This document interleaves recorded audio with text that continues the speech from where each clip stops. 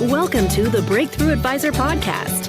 In this podcast, we inspire advisors with ideas and pathways to break through barriers and build a thriving retirement income business. We will interview innovative technology developers, business leaders, and successful advisors, then help you organize and execute these ideas to move your business forward.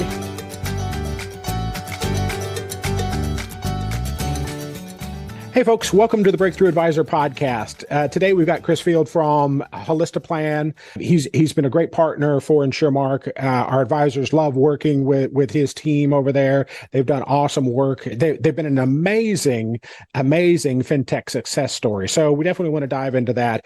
But I want to thank you for taking time out of your schedules today to join us. This is the Breakthrough Advisor Podcast. This is where advisors come to learn how their peers and colleagues are leveling up their practice in 2023. Hey Chris, welcome to the Breakthrough Advisor Podcast. Yeah, thank you so much. It's an honor to be here. I'm looking forward to this conversation. Yeah, thank you very much for taking time out of your conference schedule to join us. We really appreciate that. Hey, catch us up a little bit. Who's Chris Field and who's Holistiplan? Yeah, so I'm the Chief Growth Officer here at Holistiplan. We are a 4-year-old fintech software solution really built around tax planning. So even though we're starting to add in some other opportunities, like we're doing a property and casualty, and then we're working next year on some estate planning, we really were founded as a tax planning solution. So both of our founders worked in RIAs. They both love doing tax planning. They found it to be one of the most valuable things they could do for their clients. And yet it took a ton of time. Takes, tax returns are 20, 30, 40, 50, 100 pages long. And so they were really surprised when they found that no technology solution was really leveraging AI or machine learning or optical character recognition to do the heavy lifting of a tax return and then just give you the numbers that matter. And when they discovered that wasn't out there, they decided to build it. So that's what they did 4 years ago. And we've been on this crazy path since then, just past 23,000 advisors using the software, and just continues to really resonate with people, which is really fun. Hey, folks, in case you didn't catch what Chris was just talking about, with Holistiplan, you literally scan the tax return and there's no keying in, no inputting, none of that. It analyzes it in the cloud and then feeds back to you, some next best conversations to have. And it all happens in a couple of minutes, right? Right, Chris? Yeah, less usually. Yeah, it depends on your internet connection, right? That's right. So I love what you're saying about what's happening with Holistiplan and the property and casualty and the estate planning and so on. You're on the ground with a lot of advisors, in conferences and other events and so on. So what are you hearing from those advisors about fintech beyond just Holistiplan? What are they talking about with respect to their practices about how they're taking them to the next level? So. Yeah, I think the biggest thing that we're hearing is that what used to be a space where you could really do investment management only and be successful, that seems to be changing. So there's this real impetus that the planning side of financial planning is really becoming important to the client, especially people with worth, people with resources, the higher net worth clients. There's just this feeling that there's plenty of information out there around investments. What there's less of is information around the whole financial picture, right? How do I make sure I have the right insurance coverage? How do I make sure I'm not paying more than I need to on taxes?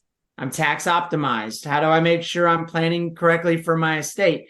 It's just really like what has historically been on the fringes of some financial planning is really kind of becoming front and center, where clients are saying, hey, if it touches my bank, if it touches my children's future bank, I want to be talking about it with you. I don't want to have to go to 7 different places. And I may have an expert that I buy my insurance from, and I may have an expert that I buy my estate planning from, and I may have a CPA that does my taxes, but I need a quarterback that's going to understand how all of those pieces fit together and going to make sure, because those other folks aren't talking to each other, right? They're all kind of self-preservation, right? They're doing what they believe is best. What if those things are disconnected?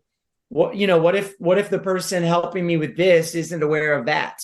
And so it's really this move that financial advisors need to be more in the know and need to understand, even if they're not executing the strategy, they need to be guiding the conversations. They need to be engaging people on a deeper level. And I think that's a huge reason Holistiplan has been so successful, is that there's a lot of advisors that have never done any what we would call planning.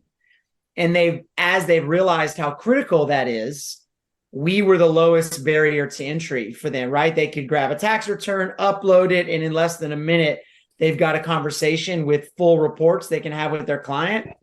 They don't have to go read 1,000 tax returns manually to be able to do that, right? That immediately they're on the same page as somebody who's read tax returns for 10 or 15 years. And that low barrier to entry, I think, is a huge part of our growth. And now I think it's just going to expand. Like, what are those conversations our clients are coming to us with every single month, every single year? Investing is like, hey, hold steady, right? Like, just keep doing the thing. And trust me, when you're 70, you're going to be so happy that you did. Well, that's hard for a 40-year-old to hear. That's hard for a 50-year-old to hear. It's hard for a 60-year-old to hear. And so being able to say, like, yeah, we've got that piece and that's going great, but let's talk about the stuff you still can impact today. How are you doing on tax optimization? How are you doing on property and casualty insurance to make sure you're protecting your assets? What are you thinking about what happens after you're no longer here and with your legacy and with your family? Those are very tactical questions. We had one client, I love this. He said, many of our technology softwares historically have been telescopes. Holistiplan has been a microscope. And I really loved that juxtaposition, because I do think that's the difference between 30-year strategic planning, which is very much just wait and trust me, it's out there, right? Versus, but what can we do today? And I think with clients who are constantly saying, what have you done for me lately? What have you done for me lately? That tactical planning, that microscope is so, so valuable. So that's what we're hearing more and more of. And that's the movement we've seen, like inside broker dealers and some of these other places like InsureMark, honestly, where 2, 3, 4 years ago, I don't think these places are giving us a look. I just don't think it's on the radar. And now, even when we started, it was all RIAs, every one of them. And now half of our growth is coming from broker dealers every single month. And I don't think that's an accident. I think that completely aligns with that movement towards more robust planning from everybody in the industry, even those who've not historically done a lot of that kind of planning. So, boy, there's a lot to unpack in what you just talked about, and you're right on so many levels. So, I was at the DeVoe M&A and Succession Conference last week, and one of the things they talked about was, there was this whole vibe about fee compression, right? And in the last few years, people were saying, oh, the advisors' fees are going to get cut, they're going to be under pressure, the service model won't work, yada yada. And what's really happened is it's not fee compression, but it's service compression. Right. That now the advisors, the client's expectations, as you were saying, have really exploded about what they expect from an advisor. Our advisor insight survey tracks what's going on with about 2,000 plus advisors, and we asked them, what's really on your radar this time of year? What are your concerns? What's keeping you awake at night? And the number one thing amongst fast growth advisors was meeting client expectations. And so just keeping up with what they expect to get from their advisor. And so, there's a communication component to that. There's an engagement component to that. Certainly there's the advice component to that. And then you start to think about, all the buzz about, are our firms growing or not growing? Is there inorganic growth or organic growth? And that whole diatribe, right? So the advice engagement. So let's talk about that for a second, because I know a lot of our listeners' second biggest concern is client acquisition. So how are people using tax planning to help close the gap on client acquisition? What are they doing, from an advice engagement perspective? Yeah, I mean, I think the reality, if you look at any of the data out there, there's a Spectrem Group survey that shows something like 93% of clients expected tax planning and 25% were receiving it. There's Edelman Financial Engines did a big study that showed the number one concern of families with over $250,000 in assets was tax planning. So there's this really clear communication from the client, like, I'm worried about taxes. Like, I am not sure about taxes. And what that really means is I need someone to help me demystify taxes, because every year I know what I made and I know what I paid, but I have no idea what happens between those two. Like, I don't know, right? It's my CPA just tells me how big a check to write and where to write it. Like, and that's not a knock on CPAs. That's not their job. Their job is not tax education. Their job is tax, making sure taxes are accurate, right? They're ensuring accuracy. They're historians. CPAs look backwards and they document what already happened so that you tell the IRS correctly. We need the advisor to look forward with the client and to say, look, yeah, this is what happened in the past, and that is relevant. But what matters more is, what are you going to do this year, next year, the next year, over the next decade to ensure that you're not overpaying in taxes? There's almost no CPAs out there that are doing that. That's just not their service model. And so there's this interesting opportunity for advisors to sit in that driver's seat and to talk about tax optimization, to talk about tax planning. And when you use that in lead gen, when you use that in meetings to close a new family, when you show people a tax report, a sample tax report with all these charts and graphs, we have QCD explainers, RMD explainer. Like, when you demystify taxes, you're already 10 steps ahead of everybody else. And that's how we're mostly seeing it, is that we're taking a topic the client is clearly concerned about, so much so that they don't even necessarily know the right questions to ask. And we're giving them relevant, digestible data.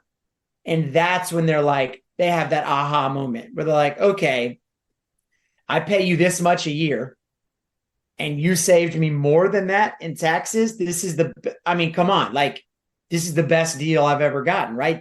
Those are the kind of moments that have people go and tell their friends about you.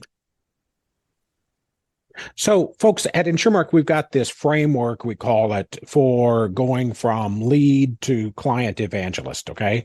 So how do you take a lead, turn it into a prospect? How do you turn prospects into meetings? How do you turn meetings into clients? How do you turn clients into evangelists? And so where Holistiplan fits in this, and remember, it takes a minute to scan, upload, and get a report back with Holistiplan. So from the point where that lead comes through your website, through your SEO about tax planning, and you reach out and book the meeting for them to get their tax plan from you, and you sit down with them and show them, as Chris just said, here's the magnitude of the gain versus the amount of the pain.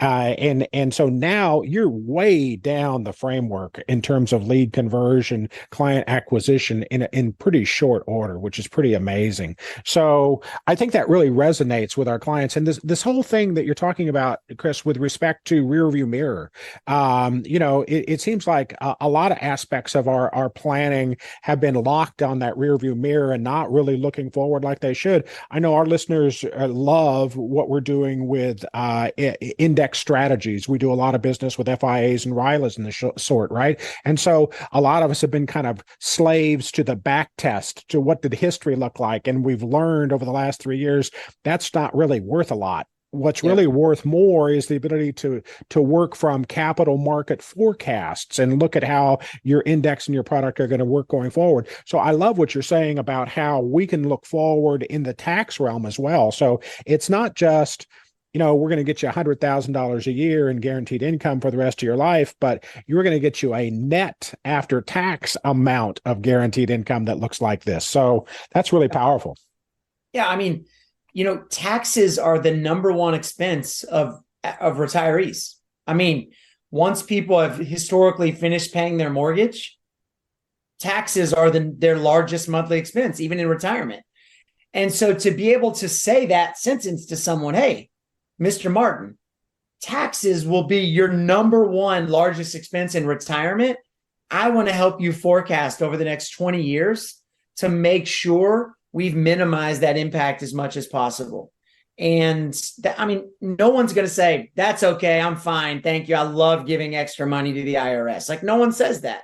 It doesn't matter what their political affiliation is. It doesn't matter, whether they have millions or tens of thousands. Like, no one wants to overpay. Everyone wants to pay their fair share and not more. And so this really is a universally applicable conversation. And I think that's why it resonates so much. Very few topics touch everyone. Taxes are in that group. And by the way, it's every year. So, insurance probably doesn't need to be constantly reviewed, right? Every couple of years is probably fine. Estate plan, every couple of years is probably fine. Taxes are new every single year. Tax law changes constantly. The current tax law is supposed to sunset in 2026. So what does that mean? Well, you can model in Holistiplan a plan with sunsetting and without.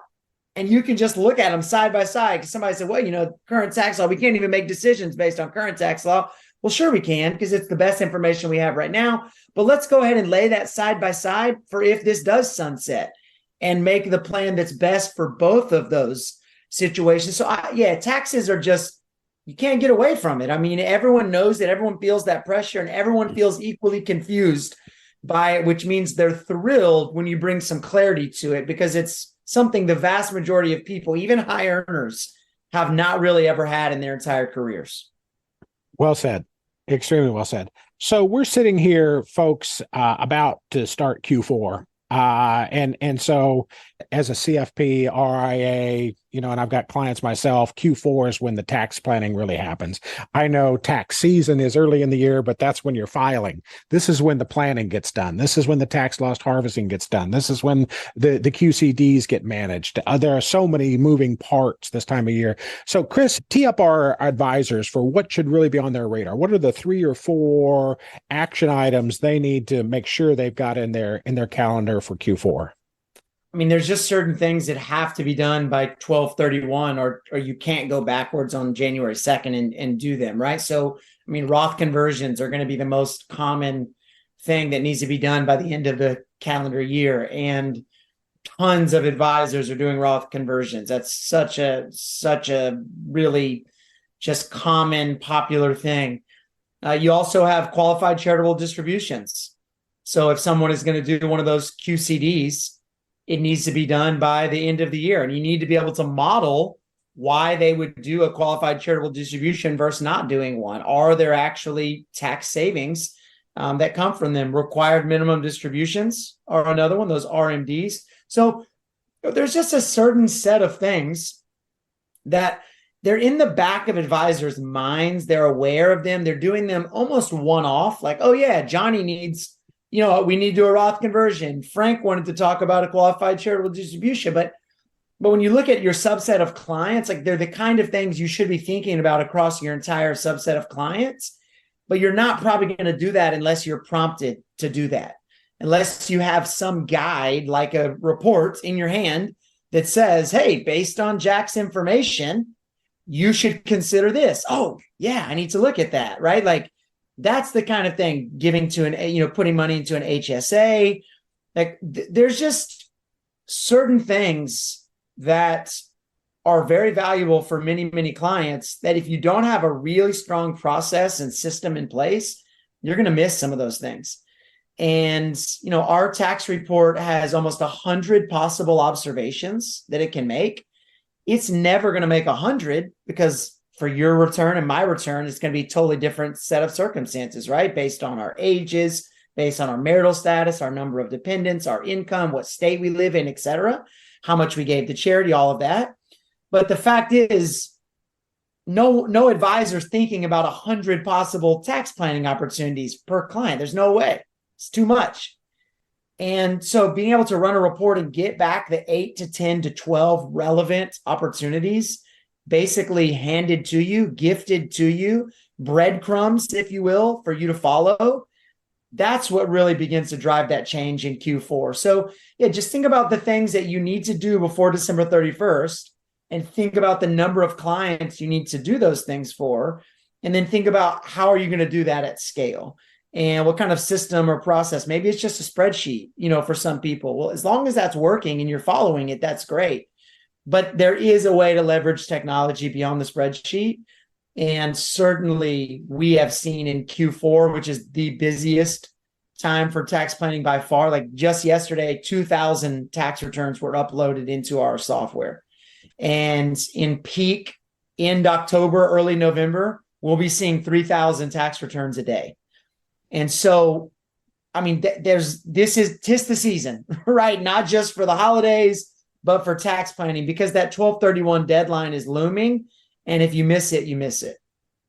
So well said. It really is. And so, hey, folks, if you're listening, reach out to one of our advisor development consultants, and they'll be happy to help you figure out the communication tool, the process. We've got pre-built tax planning campaigns that you can use with your clients and with prospects. We've got workflows you can put in place to create some automation. But what Chris is talking about is gold. Where you're going to take your clients from being clients to being fully engaged and becoming client evangelists who are literally, at Thanksgiving and Christmas saying, "You won't believe what my advisor did for me." If you want that kind of experience and those kinds of referrals, you got to jump on the bandwagon quick. Get it hooked up with our ADCs, get the communication plan in place, start the workflows, and start scanning those tax returns. I know the answer to this question, but is there any slowdown when you get into peak season? does the cloud have to pause to No, we have the right support team in place, and generally it's going to be minutes, like you said, before you get a report back. And if there's any manual data entry needed because something's unclear or a number was juxtaposed or something, it's usually still less than half an hour before somebody manually checks that, reviews it, and clears it. So we know peak season, and we're staffed on our side for it. It's kind of our Super Bowl. Awesome. Okay, so before we sign off, so Chris Field's the man. So the man, the myth, the legend. So you've been writing professionally for a while. So tell us a little bit about that. I think that would be of interest to our audience to get behind the curtain. What's up with Chris Field, the author?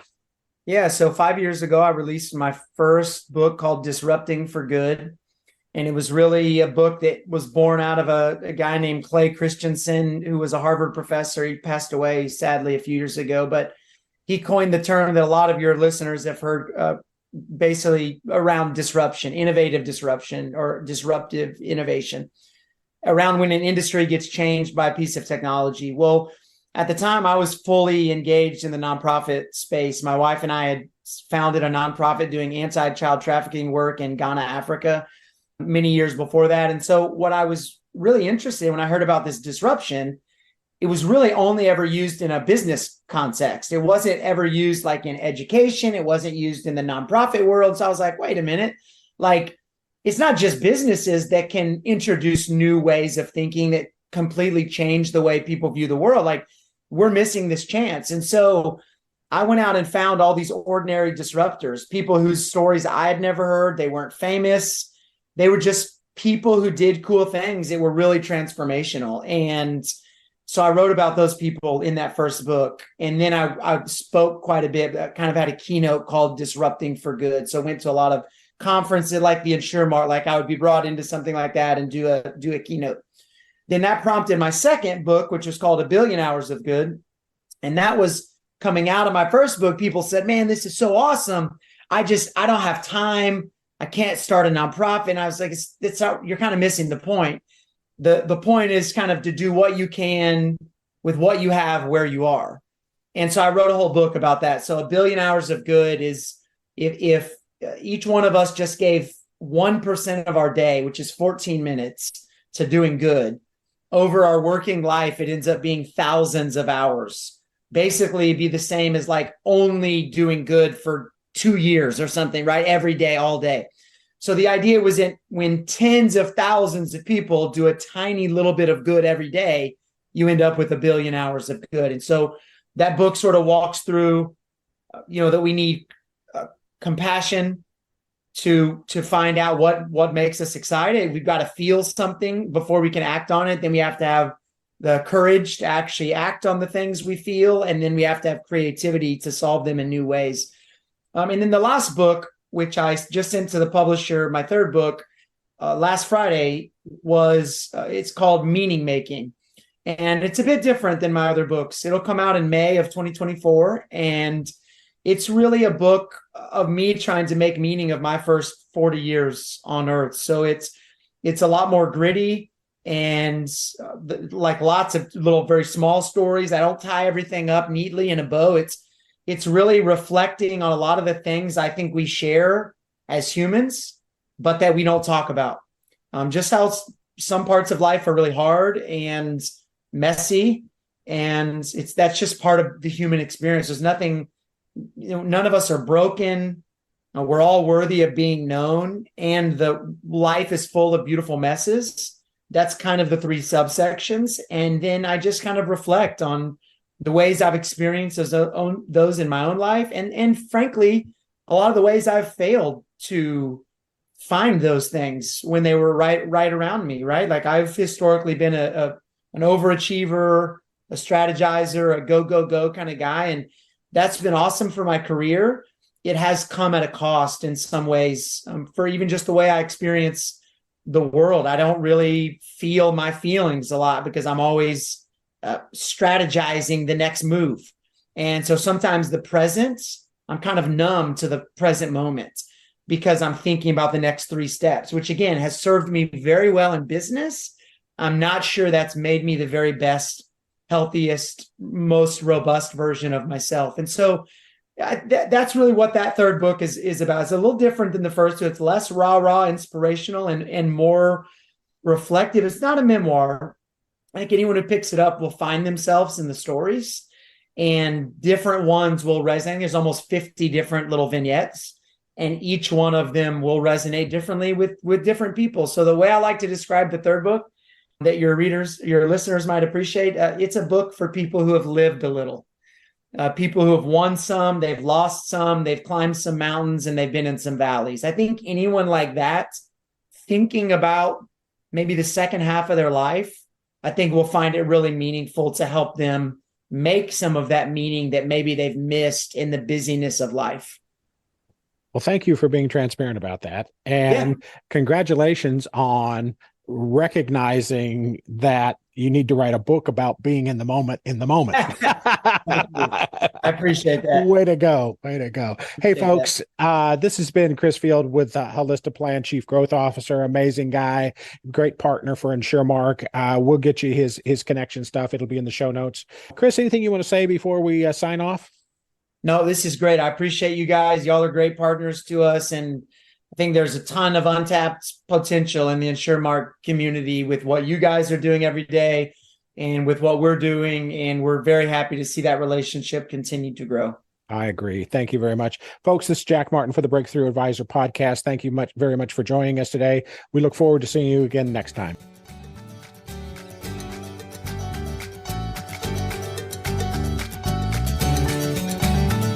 Thank you for listening to the Breakthrough Advisor Podcast. Click the subscribe button below to be notified when new episodes become available.